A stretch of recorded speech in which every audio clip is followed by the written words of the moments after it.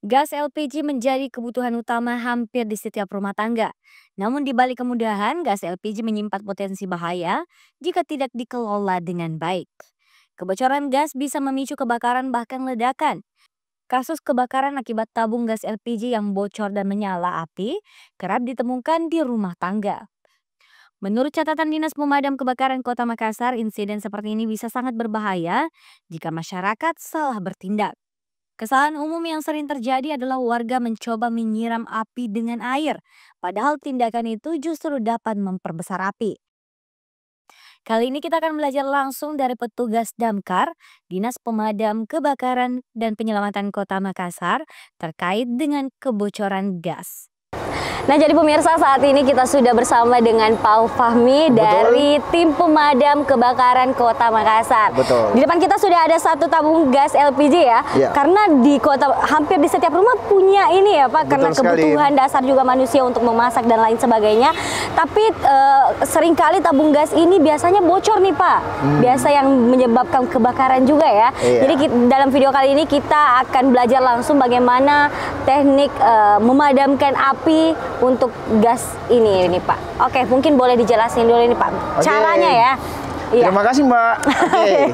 Jadi sebelum kita mulai sedikit saya edukasi terkait masalah tabung gas. Tabung gas. Jadi selama ini mungkin anggapan di masyarakat yang meledak adalah tabungnya. Oh, iya. Jadi, anggapannya itu kan, anggapannya bahwa tabung yang terbakar.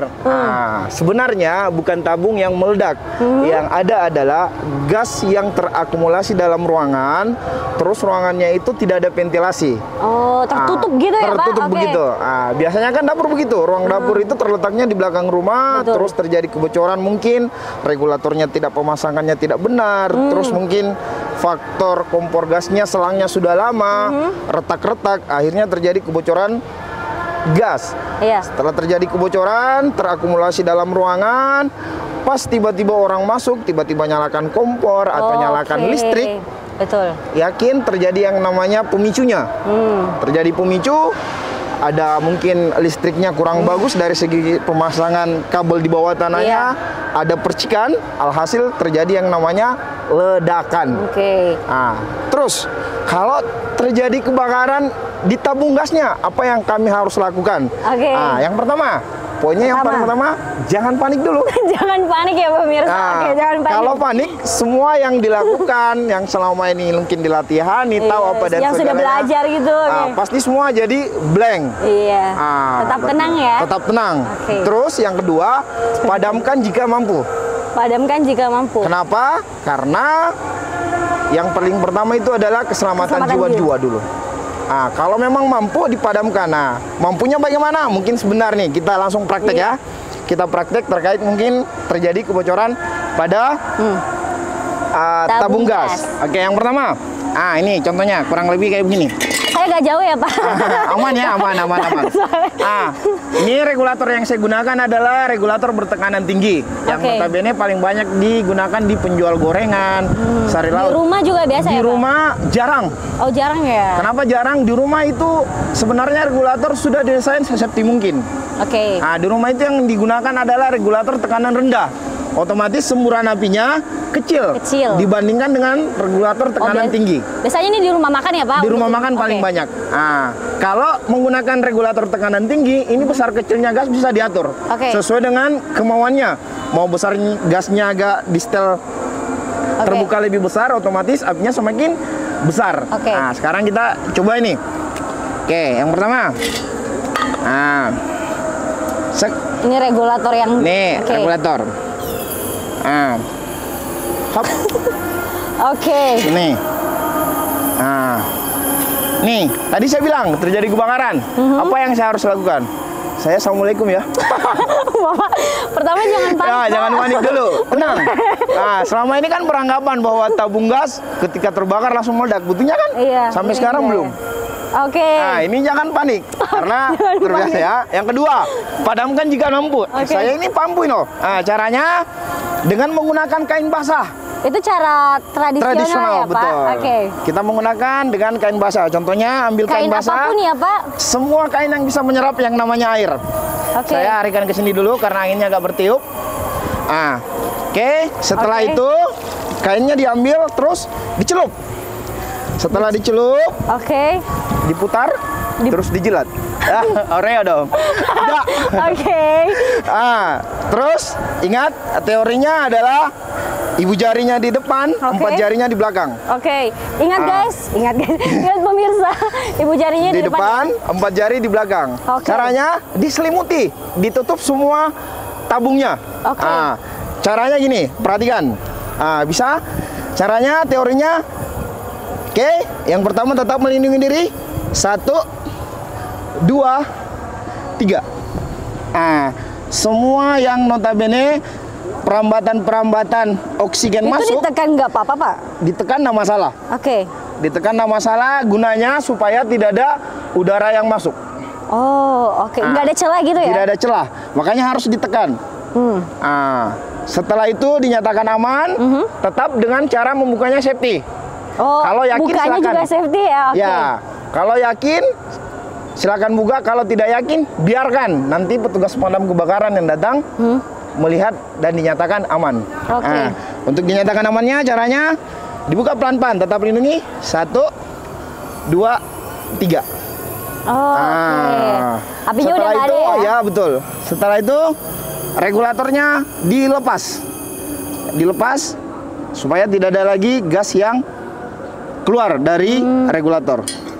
Ini Oke. dinyatakan Sederhana aman. ya sebenarnya. Sederhana, lebih kepada ketenangan. Iya. Kalau Karena sudah Pak- terbiasa, tahu tekniknya, biasanya kan di masyarakat ketika mungkin terjadi kebocoran gas, yang meledak adalah tabung. Padahal bukan. Padahal bukan tabungnya ya. Betul. Yang meledak adalah ketika gas sudah terakumulasi dalam ruangan tertutup, ada pemicu, Seperti mungkin dari api, listrik. apa dan segalanya, truk langsung terjadi yang namanya Oke. ledakan. Ini kan tadi menggunakan cara tradisional ya, Pak. Oke, kalau pakai tabung apar tuh kayak gimana? Tabung apar yang cocok untuk ini apa? Bahannya apa? Kalau untuk menggunakan tabung apar, yang cocok ini ada yang pertama yang dikatakan tabung aparnya jenis powder. Powder, oke, powder ya, oke. Itu dia masuk di kelas apa? Kelas B. B, oke, kena degil, oke. Kelas B. Kenapa kelas B? Karena di situ badan, gas, bahan bakar cair, dan sejenisnya. Itu oke. kelas B. CO2 boleh tidak? Boleh. Tapi kalau digunakan di ruang tertutup, Iya. oksigennya kan besar. Iya. Otomatis daya padamnya kurang. Oh, oke. Jadi lebih mempan yang powder ya, Pak? Lebih efektifnya kita harus menggunakan powder. Oke. Langsung kita praktek boleh? Oke. Oke. Nanti setelah saya mbaknya boleh ya? Oke. Oke. Bismillah ya, pemirsa. Sama, kita pasang dulu regulatornya. Oke. Apinya. Nih, kita lihat dulu arah anginnya. Arah angin ya. Sama tadi. Kita amankan dulu, tetap. Hap. Oke. Oke, terjadi kebakaran. Tadi ambil apar. Jangan panik dulu, Pak. Jangan panik. Betul. Jangan panik. Terjadi kebakaran. Jangan panik. Oh, ada apar. Saya ngambil aparnya. Letakkan aparnya. Oke, kita cek tekanan dulu sebelum langsung menuju ke titik apinya. Caranya Jaraknya segini aman ya, Pak? aman. Kita mundur lagi masih aman. Jaraknya 2 sampai 3 meter ya? Oke, jongkok. Setelah jongkok, kita lepaskan pin pengaman. Oke. Lepaskan pin pengaman. Putar ya. Putar. Tarik. Truk, tarik. Setelah itu bebaskan selang. Bebaskan selang, cek tekanan. Cek tekanannya harus di posisi aman. Kalau di posisi mbaknya tidak aman karena nostrilnya mengarah sama mbaknya. Amannya di mana, Mbak? Yang notabene tidak ada orang. Kosong sini. Kita cek tekanan, tekan 1 kali. Oke. Bunyi aman? Oke, angkat tadi. Jangan berlawanan dengan arah apinya. Anginnya. Oh ya, anginnya. Oke. Mbak, jaraknya 2 sampai 3 meter, semprot. 1 kali aja. 1 kali aja. Oh. Oke. Mbaknya boleh? Silakan. Langsung sekalian coba. Mumpung masih ada tekanannya. Saya nyalakan. Pak, tuh dulu. Ini. Oke, pegang. Handle, tekan. Semprot. Oke, aman? Udah. Apa aman? Oke. Kembali. Oke. Putar. Regulator dinyatakan aman. Clear. Lepaskan. Mundur. nyatakan apinya padam. Oke, jadi sebenarnya cukup sederhana ya cara pemadaman untuk tabung gas itu ya. Tadi ada cara tradisional pemirsa, kemudian ada yang cara modern ini. Yang tradisional perlu diperhatikan cara-caranya tadi sesuai ibu jari dan Di depan, iya. 4 jarinya di belakang, Pak. Oke, kemudian harus ditutup sampai nggak ada celah ya. Nggak ada celah. Nah, kita isolasi oksigennya supaya tidak masuk lagi dalam gas itu. Oke, tadi sempat sebelum dibuka kembali handuknya, kalau nggak yakin tuh kenapa Pak? Kalau nggak yakin dalam artian begini, saya tidak yakin. Mungkin pada saat dia membuka, terjadi yang namanya penyalaan kembali. Oh, oke. Biasanya terjadi begitu kalau tidak sempurna. Cara tutupnya Cara gitu ya? tutupnya. Biasanya ditutup nih, dilempar. Cek tertutup, tapi tidak sempurna. Dilempar, itu nggak boleh. Kita harus tutup, terus ditepuk-tepuk diameter tabungnya supaya tertutup dengan sempurna. Oke, makanya caranya tadi harus seperti diselimuti gitu ya? Betul. Terus ditepuk-tepuk pinggiran tabungnya supaya ceritanya oksigen atau udara yang masuk terisolasi masuk ke dalam tabung. Terus tambahan, kalau yang cara tradisional jangan terlalu beranggapan bahwa di rumah saya tidak ada kain atau handuk, apa yang perlu saya gunakan lagi. Banyak bisa menggunakan pasir. Oh, pasir ya? Pasir, boleh silakan. Yang jelas intinya ketika mungkin menggunakan pasir harus menutupi dengan yang sempurna tabungnya. Maksudnya pasirnya langsung siram aja langsung. Oh, oke. Siram. Terus bisa menggunakan tanah, boleh. Yang jelas intinya kita harus tutup dengan sempurna celah atau tempat keluarnya gas tersebut ya? Karena kita mengisolasi oksigen untuk masuk kembali ke dalam semburan gas itu. Oke, jadi kalau nggak ada kain, tapi mustahil sih nggak ada kain di rumah. Tahu, Mbak. Oke, bisa menggunakan pasir atau tadi pakai tanah ya. Oke, tapi kalau di rumah kalian ada apar, langsung gampang banget ya. Sisa tadi sudah dipraktekkan juga cara menggunakannya. Satu kali semprot, api padam.